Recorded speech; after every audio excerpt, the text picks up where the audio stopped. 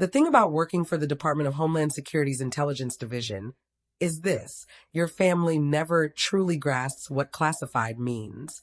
To them, it's just a fancy word I throw around to sound mysterious, or maybe to make my desk job seem more thrilling than it really is.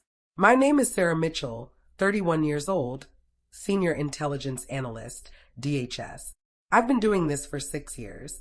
My clearance level is TS/SCI, top secret, sensitive compartmented information, with special access to counterterrorism operations. My job is to analyze data, connect dots, and stop threats before they turn into tragedies. It's not glamorous, but it's important. To my family, though, I'm just Sarah from the government, the one who pushes paper and hides behind "I can't talk about it."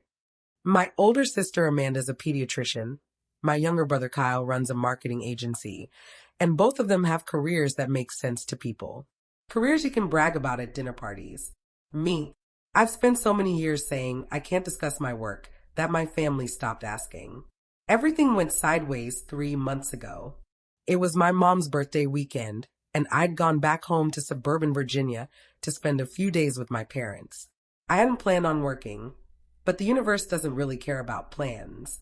Late Friday afternoon, my supervisor called. "We've got a situation," he said. "Credible threat, time sensitive. I'm sending you the packet now. We need your full assessment in 4 hours. "Understood," I said, already heading upstairs to my old bedroom, my makeshift home office. I followed every protocol: encrypted laptop, biometric authentication, isolated network connection. The room had a reinforced lock, and the windows were secured with security film. It was as airtight as a civilian setup could get.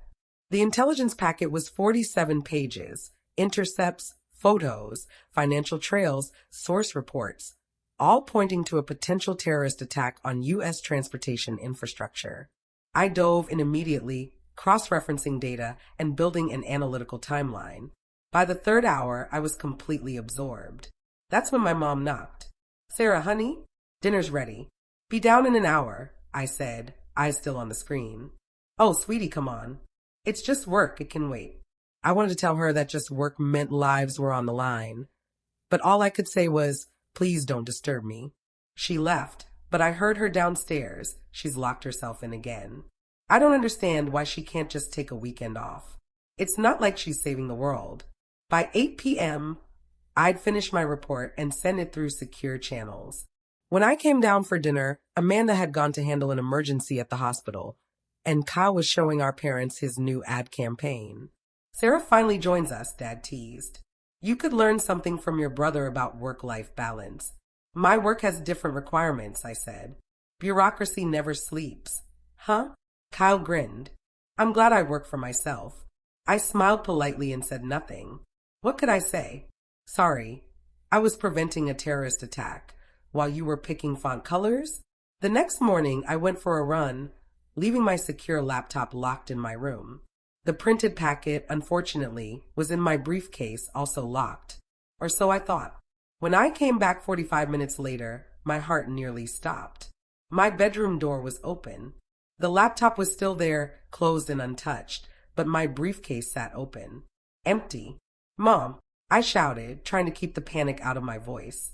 "Yes, honey," she called back from the kitchen. "Did someone go in my room?" "Oh, yes. I needed to grab your laundry." The door was locked, but I used the master key. "Don't worry, I didn't touch your computer." The master key, the one I'd forgotten existed. I sprinted downstairs and froze. My parents and Kyle were sitting in the living room, calmly flipping through classified documents. 47 pages of national security intelligence spread out like a Sunday newspaper across the coffee table. "Mom," I said, forcing my voice to stay even, "where did you get those papers?" "From your briefcase," she said cheerfully. "Kyle was asking about your job, and I thought it'd be nice for you to finally share something with us. It's actually quite interesting, though a bit confusing." Kyle was holding a surveillance photo.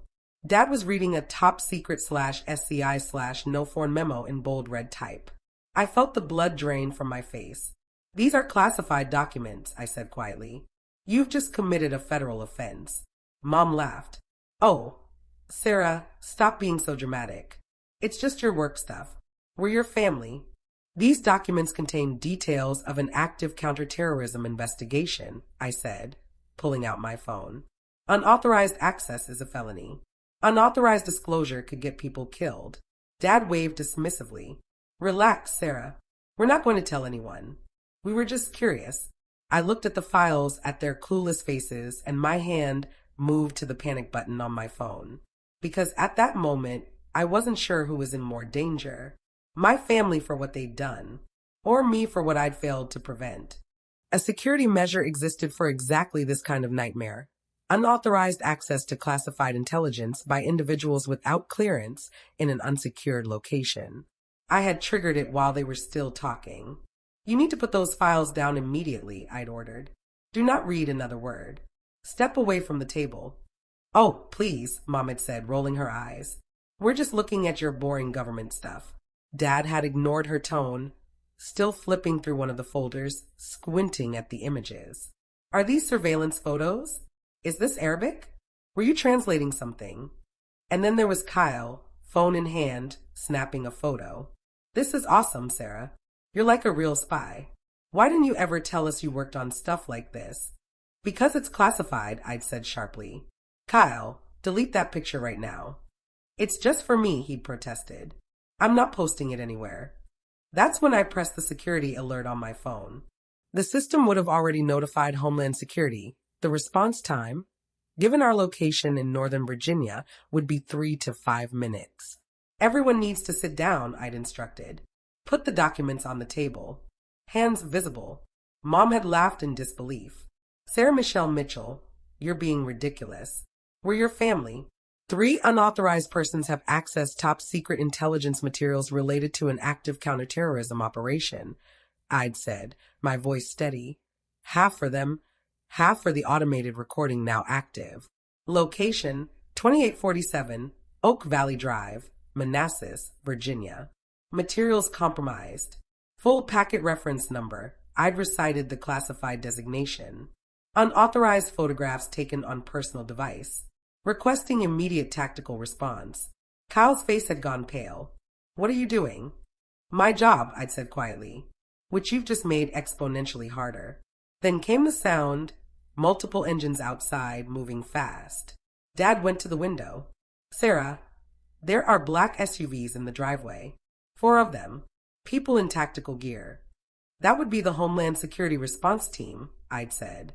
You called the police on your own family? Mom's voice broke with disbelief. I followed federal protocol, I replied. This isn't optional. It's the law. The front door burst open with a deafening crash. 6 armed agents swept into the living room, weapons raised. Homeland Security.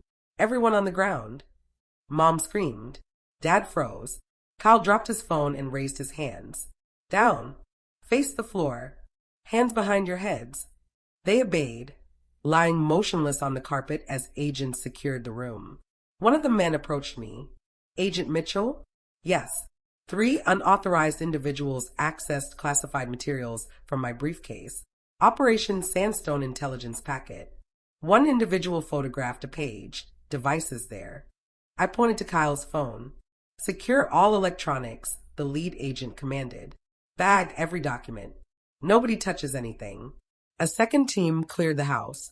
A third began photographing the scene. The coffee table, the papers, the phones, everything. From the floor, Mom sobbed. Sarah, why are you doing this? They're your parents. I'm not doing this to you, Mom, I said quietly. You access top-secret documents. That's a federal crime. The agents are following mandatory response procedures. The lead agent skimmed one of the pages. These are live threat assessments. Current operational intel. Yes, sir, I confirmed. I was conducting remote analysis. The document should have been locked. That's my error. But the breach occurred when my mother entered my secured room and removed them from my briefcase without permission. He blinked. Your mother? Yes, sir. They've all been warned repeatedly not to touch my work materials. Were they aware the files were classified? They're marked top secret on every single page, I replied. I told them explicitly. Kyle began crying. I didn't know it was this serious. Sarah, please, tell them it was a mistake. You took a photo of classified intel, I said flatly. That's not a mistake. That's espionage protocol violation, a felony. An agent came down the stairs, her laptop secure, biometric lock intact. No tampering detected. Thank God, I whispered. If they tried to access it, this would have been catastrophic. The lead agent pulled me aside. Walk me through it, start to finish. I laid it out, working late Friday, securing the laptop, forgetting to lock away the physical files, leaving for a run, returning to find my family in my room with documents in their hands. They're going to be detained, the agent said. It wasn't a question. I was fully aware of what my decision would do to my family. Yes, I understood it would shatter every relationship I had with them. But those files contained names, real people who lived and worked in silence, risking their lives for this country. If those documents ever left my control, people would die. My family didn't get immunity because they shared my last name. He nodded grimly. You did the right thing, he said quietly. But I'm sorry anyway. They've taken your parents and brother into custody. Standard arrest, flex cuffs, Miranda rights, everything. My mother had been hysterical. My father just stared at me like I'd betrayed him. Kyle couldn't stop whispering, I'm sorry I didn't know. But they did know. I told them again and again not to touch my work materials. They never believed me when I said what I handled was real, that it mattered. Amanda, my sister, showed up an hour later, summoned as next of kin. She found me sitting in my living room, now a taped-off crime scene, agents still combing through evidence. What the hell happened? She demanded. Mom called me crying from the station. She said you had her arrested. She accessed classified intelligence, I said flatly. So did Dad and Kyle. I followed mandatory protocol. The rest is paperwork. They're our parents, not paperwork, she snapped. It was active counterterrorism intelligence, I said. That information could have gotten people killed if leaked. The law doesn't make exceptions for family. She stared at me, horrified. You've lost your mind. You're going to let Mom go to prison over your stupid job. It's not my choice, I said quietly. They broke federal law. Once they accessed those files, everything that followed was inevitable. You could have not reported it. And then I'd be a felon too, for failing to report a security breach. I'd lose my clearance, my career, and possibly my freedom. And if someone had died because of their carelessness, that blood would have been on me. Is that what you wanted? She looked at me like I was a stranger. I wanted you to protect your family. I am protecting my family, I said softly. And 330 million others. No one's family is above national security. Amanda left without another word. The investigation lasted 3 weeks. My parents and Kyle were released on bond, but the charges were serious. Unauthorized access to classified materials, unauthorized disclosure, and for Kyle, unauthorized reproduction of classified documents. Their lawyer, a former federal prosecutor, knew exactly how bad it was. He negotiated plea deals. Mom and Dad pleaded guilty to misdemeanors, unauthorized access, 2 years probation, $50,000 fines, and mandatory security training. Kyle wasn't so lucky. Because he had taken photos of the documents, he faced felony charges.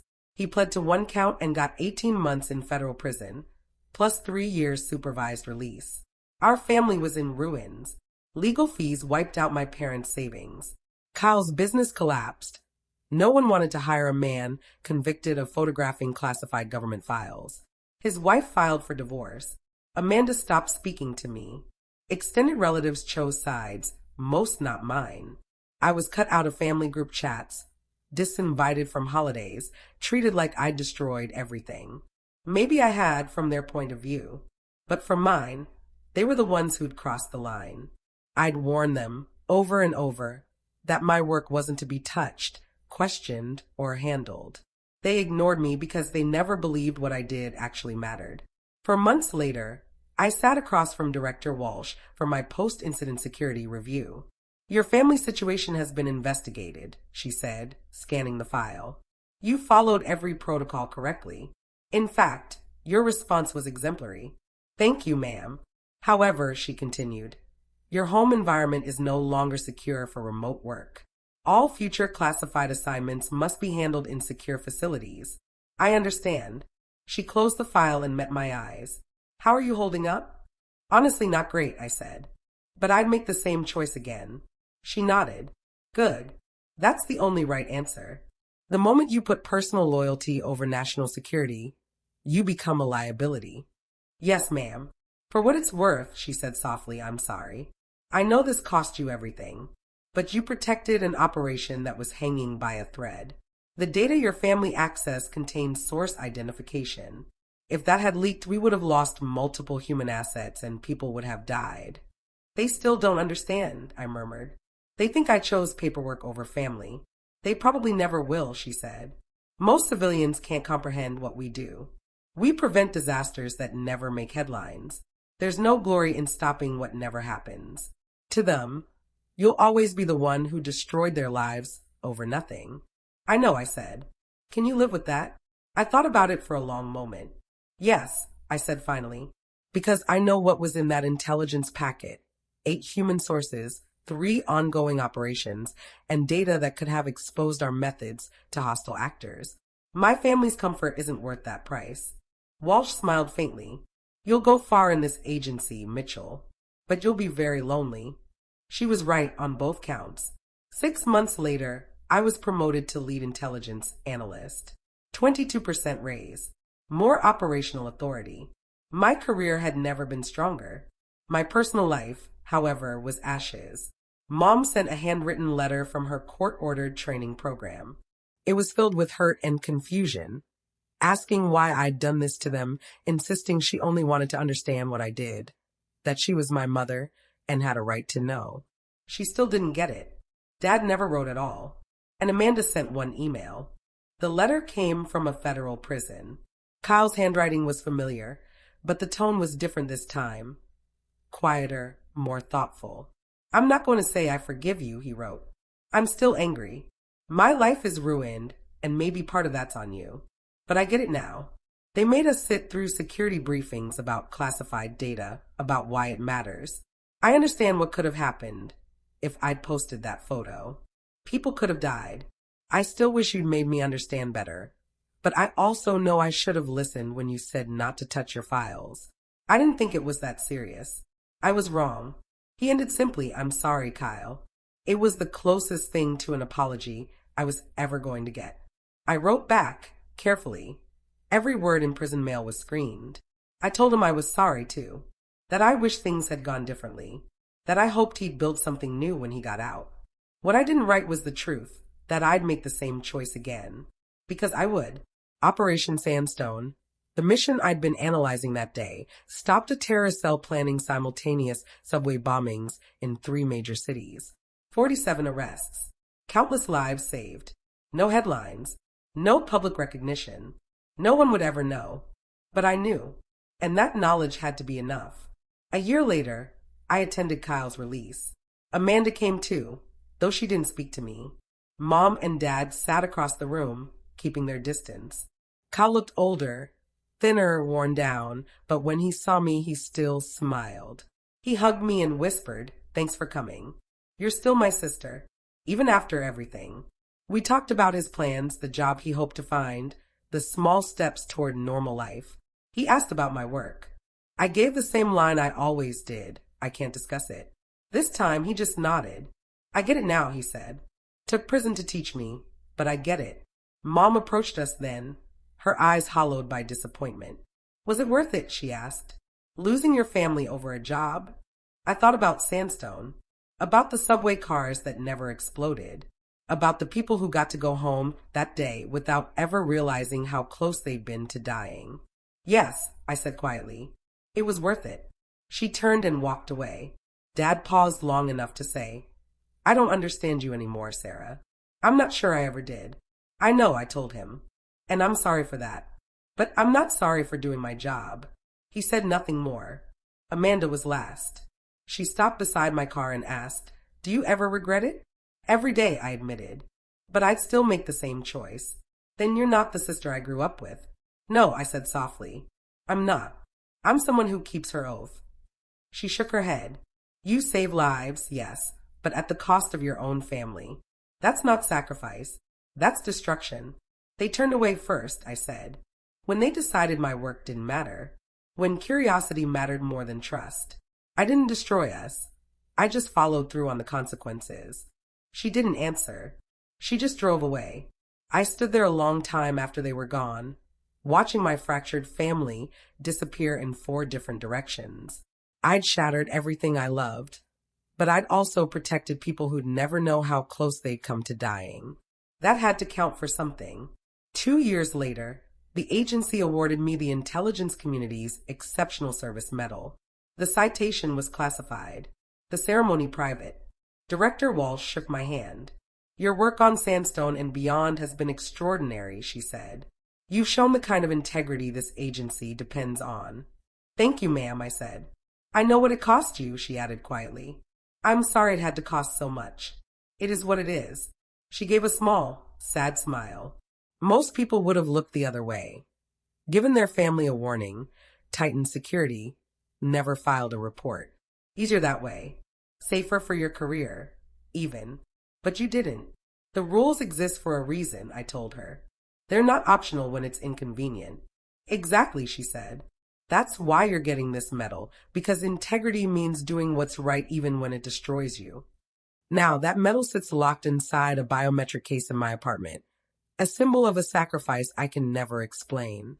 My family still won't speak to me. They probably never will. But somewhere out there, people are alive because I made the hard call. Because I valued duty over comfort. Because I kept my oath when it mattered most. That knowledge, lonely, heavy, silent, is all I have left. Standing in my secure apartment, staring at that medal I can't show anyone, I understood something with painful clarity. I'd do it all again. Every lonely holiday. Every cold silence. Every piece of my family I lost. Because service means sacrifice. Because the lives of people who'll never know I existed mean more than my family's forgiveness. Even if it leaves me utterly alone, it's enough. It has to be enough.